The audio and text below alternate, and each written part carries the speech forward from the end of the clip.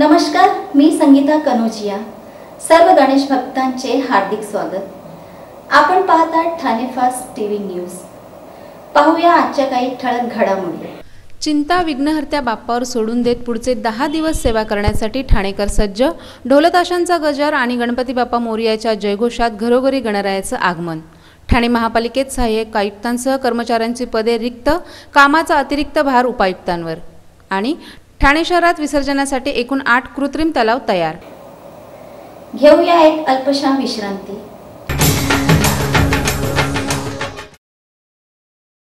विश्रांतीनंतर पुन्हा आपलं स्वागत। महागाई, महिलांवरील अत्याचाराच्या घटना आणि देशावरील आर्थिक संकट या साऱ्या चिंता विघ्नहर्त्या बाप्पावर सोडून देत पुढचे 10 दिवस त्यांची सेवा करण्यासाठी ठाणेकर सज्ज झाले आहेत। ढोलताशांचा गजर आणि गणपती बाप्पा मोरयाच्या जयघोषात घरोघरी गणरायाचं आगमन झालं। शहर पोलीस आयुक्तालयात बाप्पांच्या आगमनाला सुरुवात झाली आहे। सोमवारी श्री गणेश चतुर्थीला तब्बल 1.5 लाख श्रींची प्राणप्रतिष्ठापना करण्यात आली।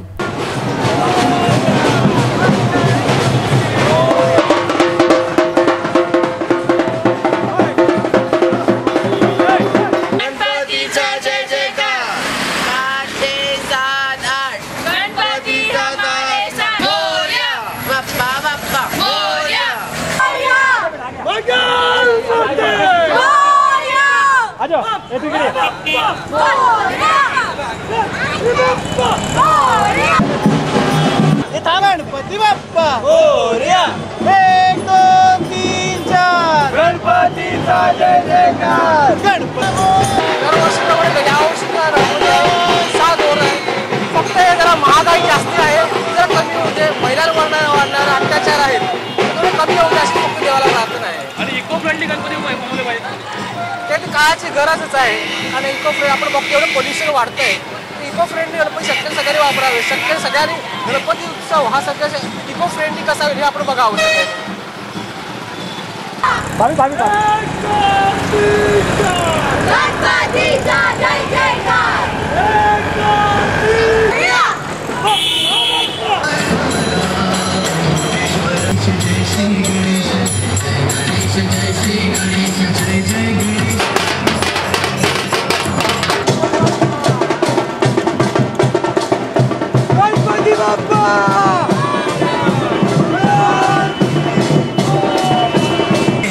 ह्या जगामध्ये आपल्या भारतामध्ये जो भ्रष्टाचार चालू आहे, तो भ्रष्टाचार सगळ्या कमी होऊन सगळ्यांना सुख समृद्धी आणि शांतीमुळे ही गणपतीची आम्ही पुढचे 5 दिवस सतत निरंतर उपासना करणार आहोत। हे मागणं तुमचं? येस, हे आमचं मागणं आहे की जेणेकरून संपूर्ण समाज सुखी राहील।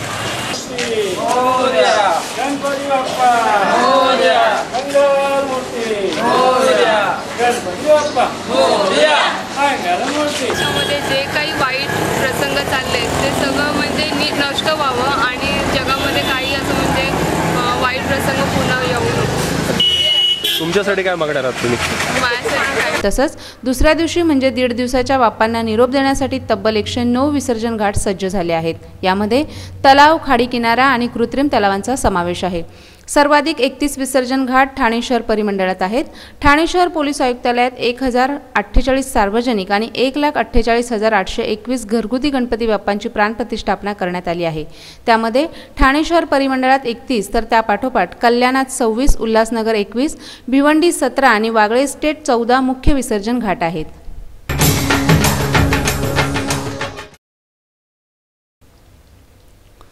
ठाणे महापालिकेत सहाय्यक आयुक्तांसह कर्मचाऱ्यांची पदे रिक्त असल्यामुळे त्यांच्या कामाचा अतिरिक्त भार उपायुक्तांना उचलावा लागत आहे। पालिका आयुक्त असीम गुप्ता यांनी 3 उपायुक्तांवर 9 प्रभाग समित्यांसह 21 विविध विभागांच्या कामकाजाची जबाबदारी टाकली आहे। ही जबाबदारी पार पाडताना उपायुक्तांची चांगलीच दमछाक होत असून संबंधित विभागाच्या कर्मचाऱ्यांना अनेक छोट्या मोठ्या कामांसाठी तात्कळत बसावं लागत आहे। याचा परिणाम पालिकेच्या कामकाजावर पडत असून प्रशासनाचा कारभार थंडावल्याचं चित्र आहे। 25 लाख नागरिकांना नागरी सुविधा पुरवण्याची जबाबदारी पेलणाऱ्या ठाणे महापालिकेला अधिकाऱ्यांची टंचाई भासू लागली आहे। त्यात शिळपाटा दुर्घटनेत आरोपी असलेले 2 उपायुक्त कारागृहात आहेत। त्यामुळे पालिकेत सध्या उपायुक्त सर्वांगातील अधिकाऱ्यांची उणीव भासत आहे। नवीन उपायुक्तांची भरती होणं शक्य नसल्याने उपायुक्त अशोक रणखाम, प्रकाश बोरसे आणि संदीप माळवी यांच्यावर विविध विभागांची जबाबदारी सोपवण्यात आली आहे।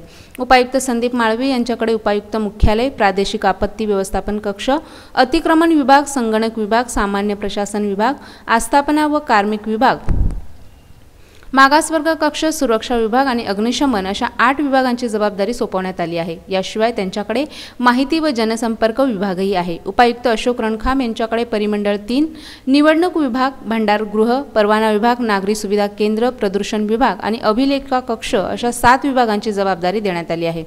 तर उपायुक्त प्रकाश बोरसे यांच्याकडे घनकचरा व्यवस्थापन प्रकल्प, उद्यान व वृक्ष प्राधिकरण, जाहिरात विभाग, सामाजिक विकास विभाग या 5 विभागांचा भार आहे। पालिका सचिव मनीष जोशी यांच्याकडेही परिमंडळ 2 ची जबाबदारी देण्यात आली आहे। सहाय्यक आयुक्तांच्या दर्जाचं काम उपायुक्तांना करावं लागत आहे, त्यामुळे कामामध्ये सातत्यता राहत नसून अनेक कामे रेंगाळत असल्याचं दिसून येत आहे।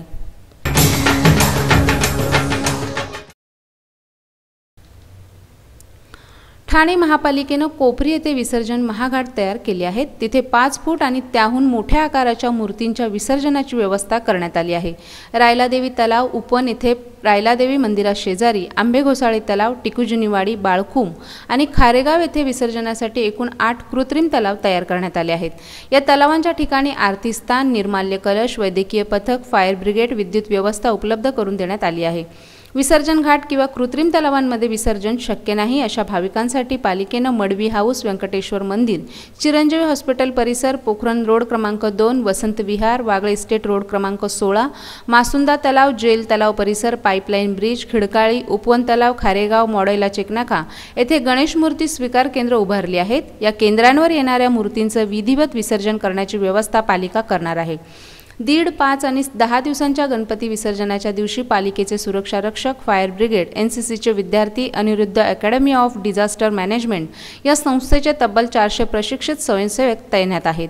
कोणताही अनुचित प्रकार घडू नये यासाठी विसर्जन महाघाट, कृत्रिम तलावांच्या ठिकाणी CCTV बसवण्यात येत आहेत। निर्माल्यामुळे होणारे जलप्रदूषण टाळण्यासाठी मासुंदा, रायलादेवी, कचराळी, उपवन, आंबेघोसाळी तलावांजवळ जमा झालेल्या निर्माल्यावर प्रक्रिया करून त्याचं खत तयार केलं जाणार आहे। भाविकांनी निर्माल्य पाण्यात न टाकता संस्थेच्या कार्यकर्त्यांना द्यावं असं आवाहन समर्थ भारत संस्थेनं केलं आहे।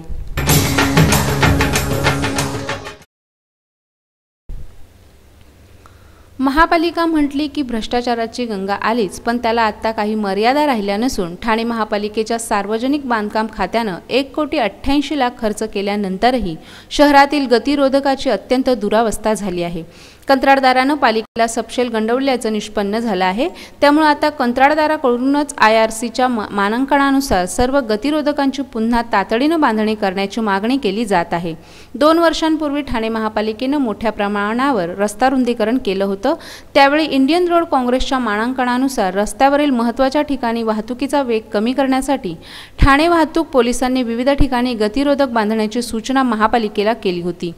या कामांमध्ये 2 टप्प्यात गतिरोधक बांधण्यात आले आहेत। RCCच्या मानांकनानुसार 10 सेंटीमीटर उंचीचे गतिरोधक BM आणि AC च्या साह्याने करण्यात आले। तसंच गतिरोधक दर्शवणारे पट्टे रेट्रो रिफ्लेक्टिव्ह थर्माप्लास्टिक पेंटने रंगवणं, गतिरोधक फलक लावणं, आय ब्लिंकर्स बसवणं ही कामं करण्यात आली आहेत।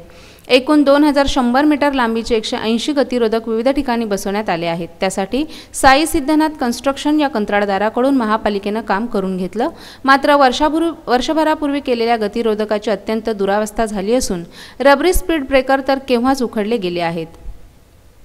IRCच्या मानांकनानुसार कामी झालंच नसल्याचं त्यामुळे स्पष्ट झालं आहे। थर्मोप्लास्टचे पांढरे पट्टे गायबच झाले आहेत। त्यामुळे अपघात कमी होण्याऐवजी या गतिरोधकांमुळे अपघातांना आमंत्रणच अधिक मिळत आहे। उल्लेखनीय म्हणजे या कामावर देखरेख करण्यासाठी IITची नेमणूक करण्याचं स्पष्ट ठरलं असतानाही महापालिकेने नंतर भलत्याच खासगी थर्ड पार्टी ऑडिटरची नेमणूक करून कंत्राटदाराला मोकळं रानच दिलं। त्यामुळे कंत्राटदार, पालिका अधिकारी आणि थर्ड पार्टी ऑडिटर यांनी पालिकेला सपशेल चुना लावला असल्याचं उघड झालं आहे।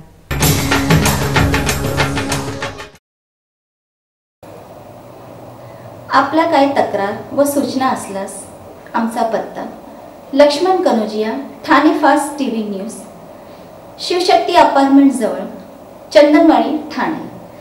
उद्या भेटूया याच ठिकाणी याच वेळी। धन्यवाद।